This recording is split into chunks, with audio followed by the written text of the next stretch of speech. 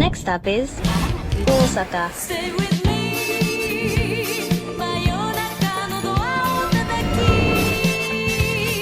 嘿，我是 Z 仔。那刚才你看到这些画面，全部都是用这台 vivo X200 Ultra 手持拍摄的。那么因为像是去海岛，真的是穿得越少越舒服。别说相机了，很多时候能拿塑料袋装的，我都不想带包。那再比方说去大阪，满街都是那种路边摊儿，我们特别想看一下这台手机到底能不能替代很多时候我们想用相机拍摄的场景。所以这可能也是这种 X200 Ultra 影像旗舰的某种意义，它比手机更像是一台你可以随身带着的相机，抬手就能拍，多焦段切换，还有一堆风格化的模式。那甚至这回他们还搞了一个非常夸张的摄影师套装。OK， 那我们先来看一下 vivo X200 Ultra 的影像配置。那么首先 X200 Ultra 的这个外观，它都不想装手机，你就感觉它更想模仿相机。前代好歹还向内收敛一点，这代演都不演了，大胆张扬，像个饼干头安到了手机上，厚度也没打算藏着掖着，主打一个哥就是来拍片的。而且因为这次3颗镜头的素质都很顶，我们干脆直接用它来拍 B 肉了。Come with me. 你正好也可以边看边感受一下它更像相机的画质，还是一眼能看出是手机拍的。但不管怎么说，其实跟前代比，它的变化真的挺大的。那最让我一边开心又略微有一点担心的是这次的主摄，没了上一代标志性的1英寸大底，默认的主摄改用了35毫米，画面收窄了不少。那我们用下来，明显的感觉还是要适应一下。先前的23毫米更广，然后画面一网打尽。但35毫米也不是没有好处，主体更突出，光圈也变得更大了，虚化效果会更明显，焦点更集中。你会更喜欢哪个呢？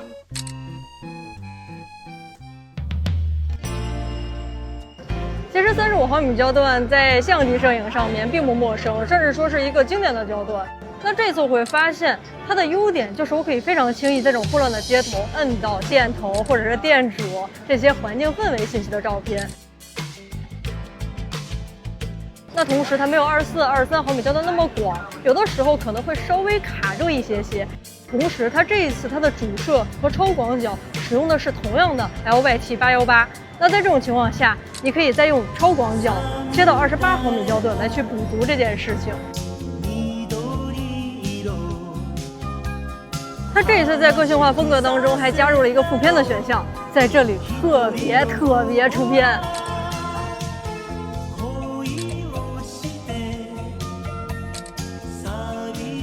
那么因为 vivo 一直以来的影像风格其实是偏明亮通透的，那一眼看上去很干净，但像大阪这样的地方有点旧又有点杂，然后有点人间烟火味很重，所以在这里我会更愿意牺牲一点 HDR 所谓的高动态，去换一些氛围感。那尤其你看这次的这个副片模式，它的画面整体是偏冷的，青绿色更突出，高光很柔和，然后低饱和度，然后还有一点哑光的质感。就这种副片的感觉，可能很容易让我们联想到日剧、日漫，那拍出来的感觉，再加上这个35毫米的焦段，就真的很像你额外带了一台复古的相机出来扫街。朋友们，发现了一个非常适合打卡但又没有那么刺激的机位，看到这里没？这里上电视啦。那么当然，28毫米这个裁切跟1英寸的这个，比方说默认的23、24画质肯定是有一些差距的。但是如果是1英寸，它裁切到35，其实也没有办法跟它的主摄去打。所以你会怎么选呢？那我个人对这个接受度还是挺高的。其实不只是为了拍摄，它还间接的改善了拍视频。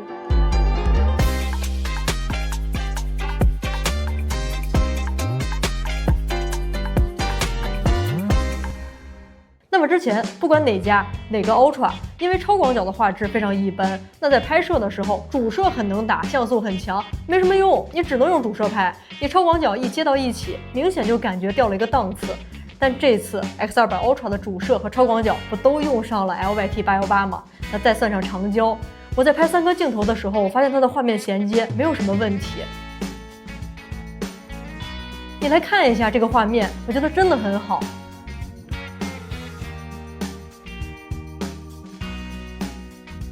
那么当然，vivo这次在色彩上面也下了很多功夫，尤其是 log 模式，动态范围会拉得更开，后期调色的空间更大。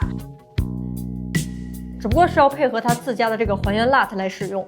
那我们这次在大阪用它拍摄了非常多的 log， 白天强光、夜晚的街灯，各种环境你都可以看一下。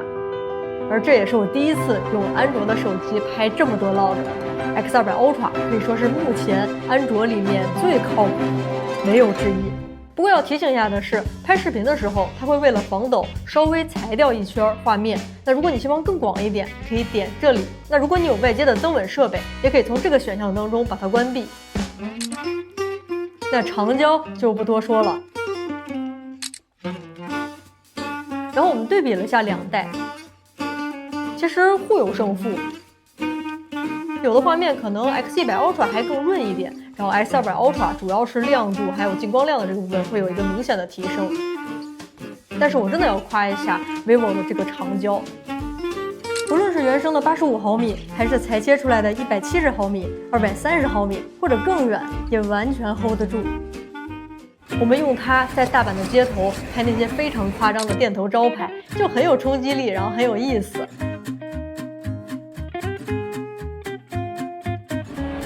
那再比方说，我在通天阁对面的街上拍的这一张，你放大看，居然能看到里面的电源，就真的有点离谱了。那再就是人像，我会发现 vivo 这次把它的默认光圈从 F4 调整到了 F5.6，那听起来好像差不太多，但是它的虚化会变得更加自然。那当然，如果你就喜欢更浅的景深，也可以自己手动去调整。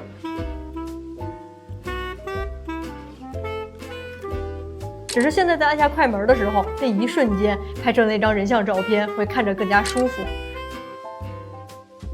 那像是这几张是我们工作室小伙伴在餐厅去抓拍的，就很有故事感，然后人脸的肤色也比之前通透了，有呼吸感了。然后你看这张老奶奶吃饭的瞬间，虚化非常自然。那当然你要非常细的看，放大看，她这耳边的几根白头发可能还是能抓到一点计算摄影的把柄，但谁又能否认这张整体的观感真的已经很舒服了呢？然后这张灵岩式抓拍，拍完还被对方要照片了。那影像之外，你可能会听到 vivo 这次大讲特讲一个微单的概念。那我们就来看一下它有哪些单反味儿吧。那在机身上，你很容易感受到的就是这颗带蓝色小标的拍摄键。那它不是实体按键，全靠震动反馈，但你别小看它。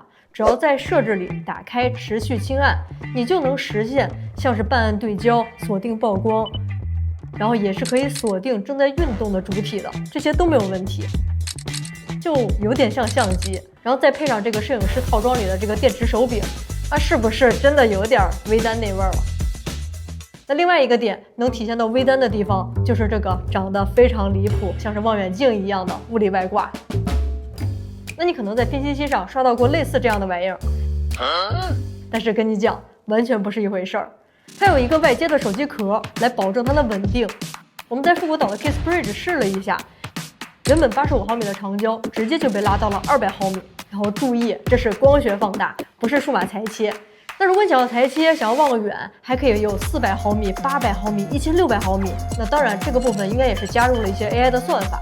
真的可以把桥上的情侣拍得非常清楚，而这个桥本身也挺浪漫的，就是它2个桥面是相隔0.5米。那据说灵感是来自创造亚当。那很多人都会在这里错位的去拍照，就有点距离产生美，但是又非常暧昧的这么一个状态。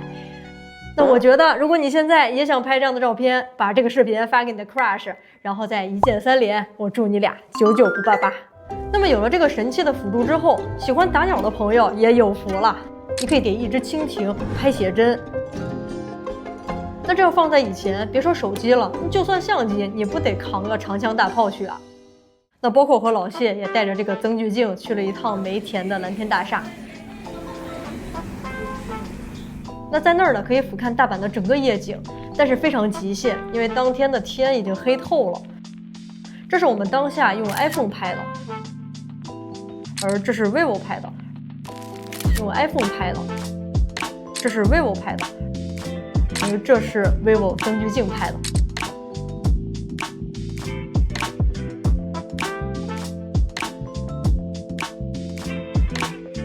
而且哦，这个增距镜不只是拍照，还可以拍视频，它的防抖是真的做得不错。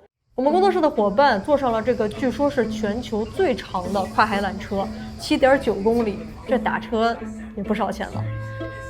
那最高是160米，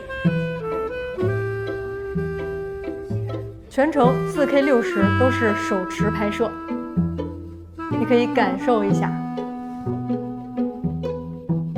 所以你对这台手机有答案了吗？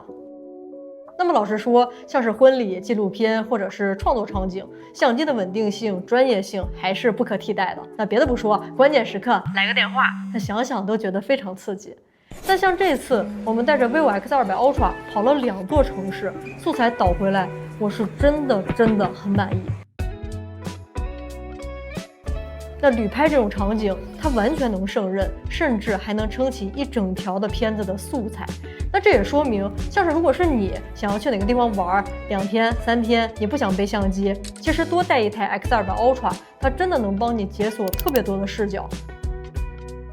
那包括这些微距也都是用它拍的。那这台手机还能拍摄全焦段 4K120， 就画面的丰富度非常高，而且手机嘛轻便还防水。